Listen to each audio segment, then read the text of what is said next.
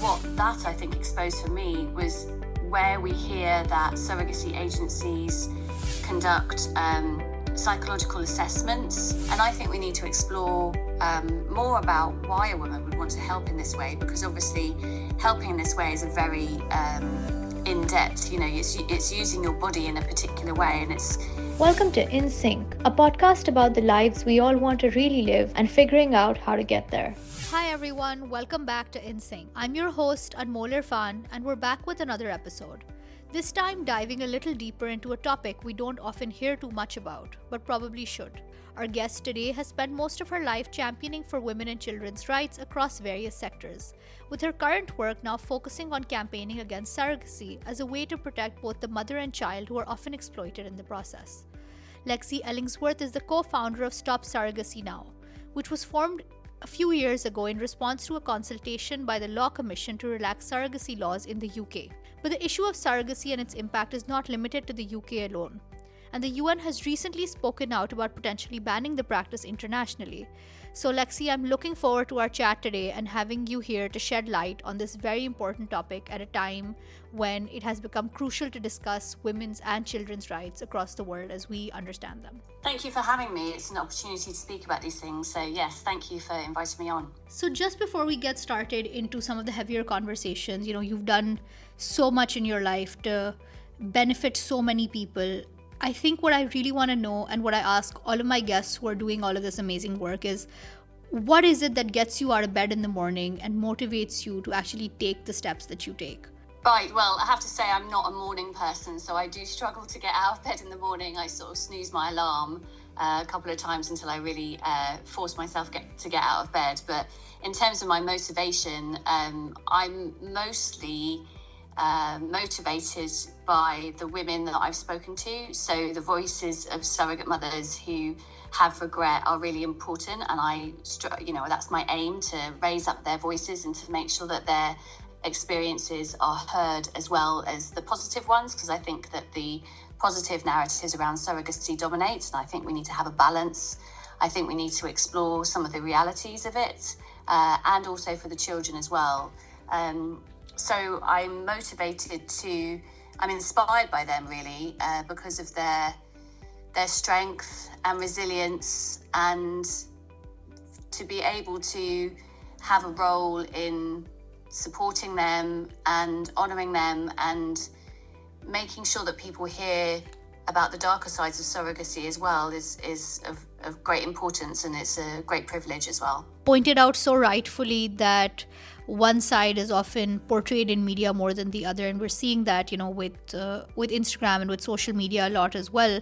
But beyond that, what are some misconceptions around surrogacy and the work that you do that you think are most common that you'd like to address for our audience? So I think it's considered to be a benign and harmless practice. I think that's one of the biggest misconceptions, because the studies that we have on this that actually look at the medical side rather than the sort of social sciences actually confirms that we have an increased risk of severe pregnancy complications in surrogacy pregnancies. So the increase is considered to be about times 3. The risk of postpartum hemorrhage, preeclampsia, and postpartum sepsis. And all of those are life-threatening conditions. Obviously, on top of that, you would have birth injuries and various other conditions like gestational diabetes. And that's for the mother. And then for the baby, it's common that a surrogacy pregnancy would end in early labour. So the baby would be born prematurely and is likely to be born with a low birth weight. There's consequences to all of this, but I think people consider surrogacy to be an alternative way to become a family. So it's often referred to as a pathway to parenthood. So it's sort of simply an alternative route to become a parent. And that simplifies it, I think, beyond the meaning of beyond the definition of what it actually is. It's kind of boiling it down to something that's very simple, and it's a lot more complicated than that. Mm-hmm, definitely. And I think, as with anything related to women's healthcare and women's rights, we see this oversimplification of what's happening. And I think you've pointed out some key aspects of how the mother's health specifically is impacted. But is there anything else in terms of how surrogacy impacts women's well-being overall, whether that's, you've touched upon the physical health aspects, but the mental health? And why is it so important that we understand how to prioritize both the mother and the baby in these situations?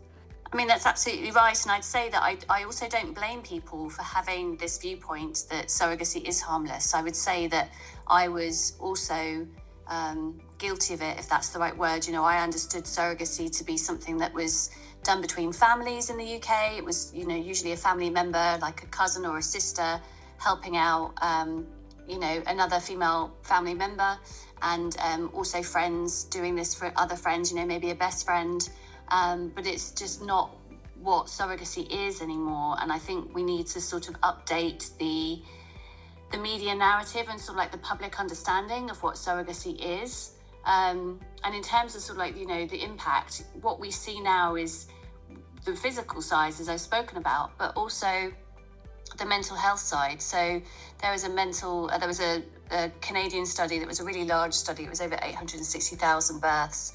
And that confirmed some of the earlier studies reaching that ×3 severe pregnancy complications conclusion. But it was also looking at mental health. And really what that, I think, exposed for me was where we hear that surrogacy agencies conduct psychological assessments, or that, you can, that we're meant to rely on these sort of regulatory criteria that, women are assessed before they go forward with surrogacy. I mean, that's been, there's a couple of examples of that not being accurate.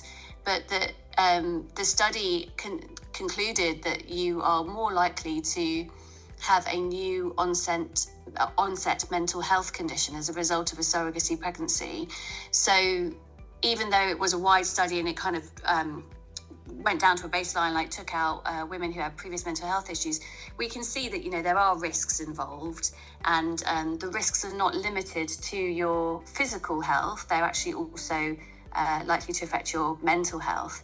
And I think we need to go deeper into this and look at what the motivations are for a woman to engage in surrogacy, because it's often, again, quite simplified, sort of saying this woman likes being pregnant, she enjoys pregnancy, she wants to help somebody, maybe she's doing it for the money, but also she wants to help, and those two are sometimes sort of overlapping and crossing over. And some might say, well, look, if she wants to do it for the money, then it's transactional.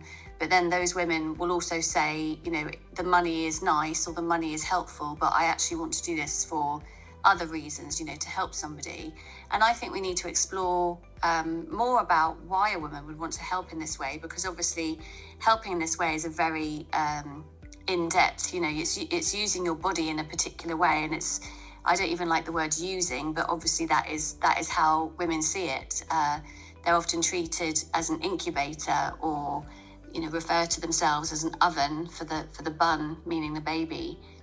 And then at the center of the process is a brand new human being, a baby. That's the whole purpose of surrogacy, is to have a baby born at the end of the pregnancy, at the end of the process.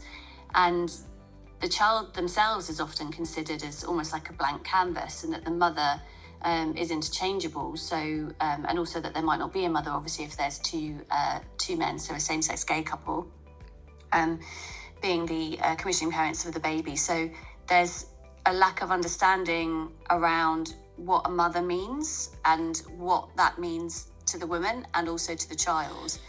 And I think we've lost our way, and we've failed to prioritise women and children in surrogacy around the world. Mm-hmm. And I think it's so important that you've pointed out all of these very specific concerns that, like you said, sort of just get brushed under the rug. And when we're looking at positive experiences, it's painted very differently. And that's not to say that someone can't have their own individual experience, but like you said, it sort of colors the view for the rest of us who might have had their own opinions about surrogacy, or like you said, have seen traditional surrogacy in Pakistan as well. There's a lot of like, oh, family doing it for family. And so again, that's also glossed over in a certain way, and it's not necessarily talked about the impact on the mother or the child, or what's actually happening behind the scenes, right? Yes. Like the conversations that are being had. Yep. Absolutely. And I would say that actually there's a real risk of us, as you say, sort of glossing over or disguising or deliberately hiding the real coercion that's actually at play, particularly in family surrogacy arrangements and within friendships. So, there are countries that say, well, you can't have surrogacy as a transactional, it's illegal to have commercial surrogacy. And so they allow it to happen between friends. But then in the UK, that's the model for the UK, and we have it where people meet up for the purposes of surrogacy arrangements. They're not naturally occurring friendships. I think it used to be that way, but now people actually seek out other people. So, a commissioning couple or a single person might look for a woman and say, well, look, I'll be your friend if you give me a baby. And the friendship may be natural, like within that time, but you certainly can't mandate legally for somebody to, have a forced friendship. And those friendships might drift naturally, or they may be actually cut off, because ultimately the people who wanted the baby have got a baby or maybe a second child, and then that woman is no longer useful to them. So I see that more and more actually, and I think that's one of the things that people don't necessarily understand. And then certainly within family arrangements, I've also seen sort of quite serious levels of coercion involved. So where again we have a sort of surface level understanding of what surrogacy is, in different countries around the world, we need to look deeper. We need to look beyond that so that we can truly understand what's happening in the real world. Definitely. And with such a complicated topic and everything that you've pointed out, is there one particular incident that you came across, or was there like a moment where you just decided to start campaigning against surrogacy? And also, what's been the hardest part of this journey?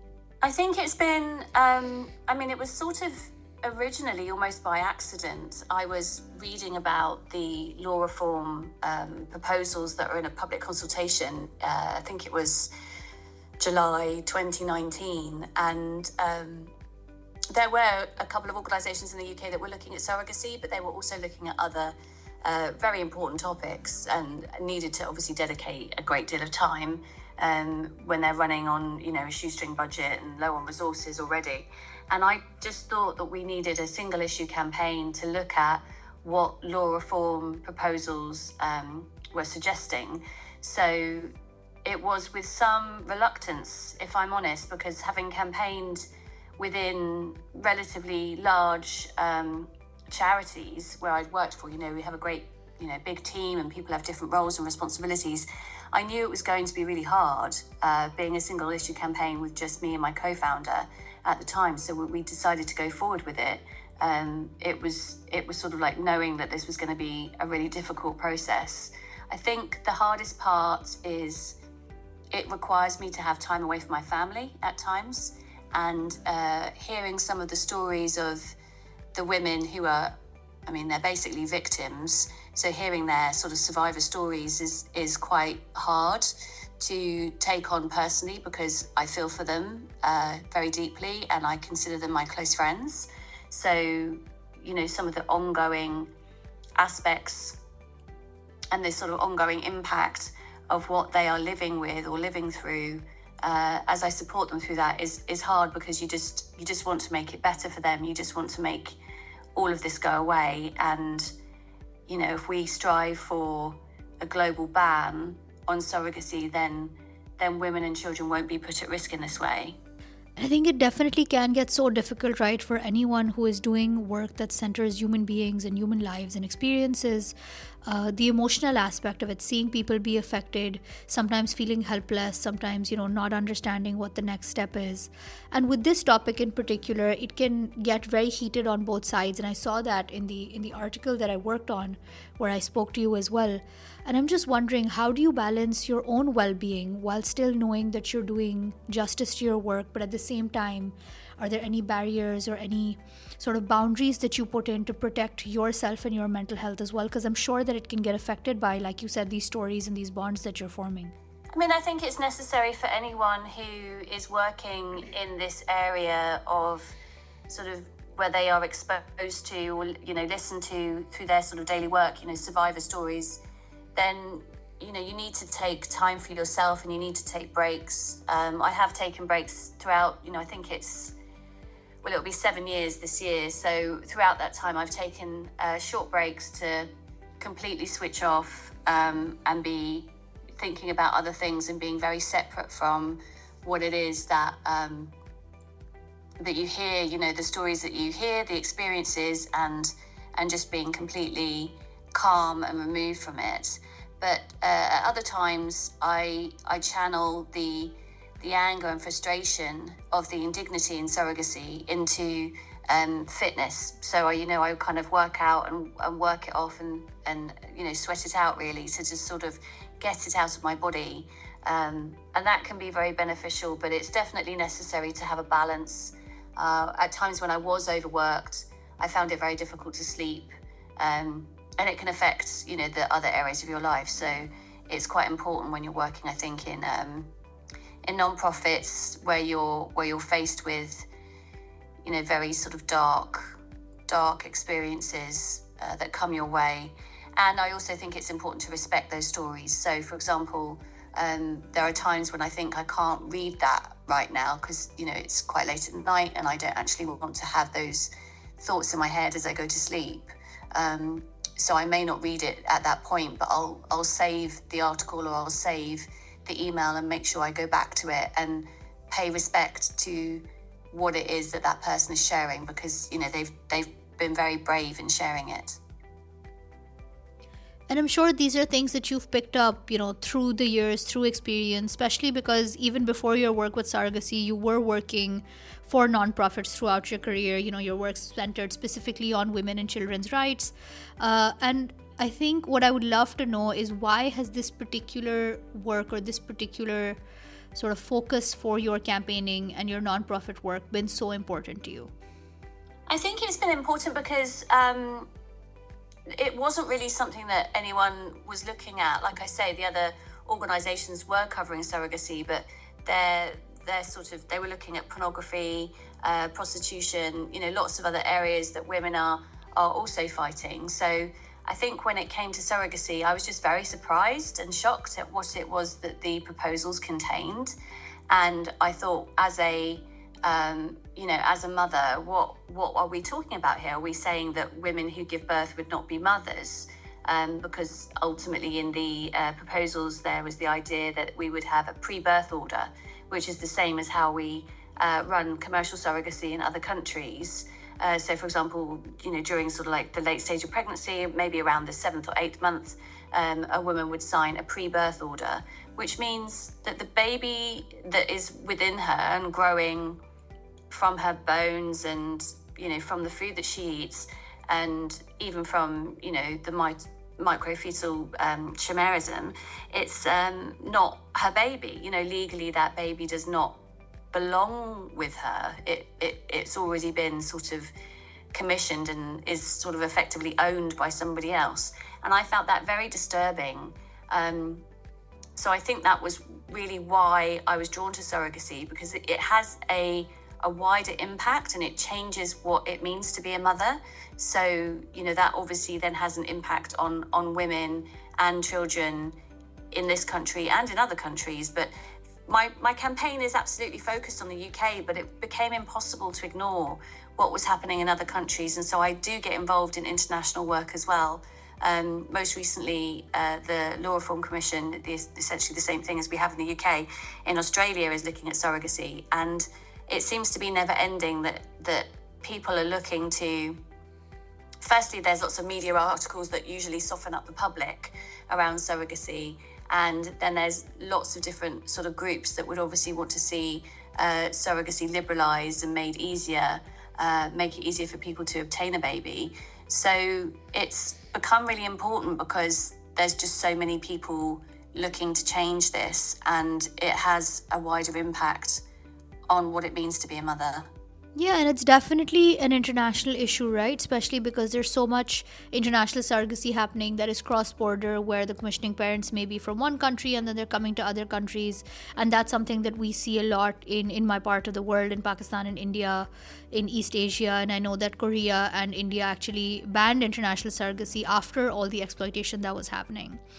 But before we go forward to the end of our conversation, hopefully some advice that you can leave our listeners with, I think for anyone who isn't familiar with surrogacy and would like to know a little bit more about the impact, is there any specific cases or stories that you can briefly share where you've seen this exploitation firsthand, or you've spoken to victims who've been through it? Absolutely. I mean, honestly, there is just so much material out there now that we didn't really have necessarily back when I started. There's some books that I recommend to people. I do have a page on my website under the resources page that looks at the different books that you can read. There's a brilliant book called Broken Bonds by Spinifex Publishers, and that has stories from surrogate mothers from all over the world, sharing their experiences about what they went through. There's also a book that's I'm not sure whether it would be available, but it will be available in English. Hopefully, it's Olivia Morel. So she is a child born from surrogacy and also from donor conception. So her experience was that she found out that the mother who was raising her wasn't genetically related to her because she did a DNA test. And this obviously had like a huge impact on her, and she has written about that, and she campaigns with the Casablanca Declaration, of which we're a member of that organisation. That's a global campaign group that looks also they seek also a global ban as we do. So we are aligned, and hopefully that book will be out in English later this year. But there's stories on, so if somebody wanted to go and have a look, we often tweet about different articles where there's different women's experiences. We have blogs on our page that also share from individual women. And there is also links through to YouTube for people to have a look at the testimony that was given by 4 surrogate mothers when we went to the French Senate in Paris. And also they delivered their testimony to a feminist conference in Brighton last year. So there's sort of women speaking out about this. We just need to listen to them. Mm-hmm, definitely. And I think it's so important, the work that you're doing in amplifying their voices, because again, not all of these women often come from privileged backgrounds and don't have the kind of access to media or to raising their voice like maybe you and I do. And with the work that you're doing, and as it develops, how do you hope to see the future of rights for women and girls and healthcare evolve across the globe? Well, I was just going to say, on the point that you make about amplifying their voices, there's obviously some women who can't speak because of non-disclosure agreements that are in their contracts that they've signed, or it may be that they've gone through the court system and a judge has given a ruling to say that they are actually not able to speak publicly, so they may be required to, they're not able to share their stories with any sort of journalists or anyone who might be able to publish their stories. So there's that aspect to it as well. It does literally silence women. It is done. And I believe actually I've got a blog on my website about that. So that's also something that people can read a bit more about. In terms of, how I see the future for rights of women and girls, I think there's a lot of work that's being done. I think it seems to be slow because it takes so much effort. I think some people might imagine these issues to be resolved almost overnight, but it takes years and years and years to make even the smallest amount of progress. It does feel like a sort of daily battle, and I really applaud the women who are, working on so many different areas where we're looking at, health, looking at safety, looking at, having rights to our own language, having single-sex spaces. There's just so many aspects to what women and girls are suffering. And I think it's quite different to how we thought of it maybe even sort of like 30, 40 years ago. But in terms of where I'd like to see it go, we have women's health is under researched and underfunded.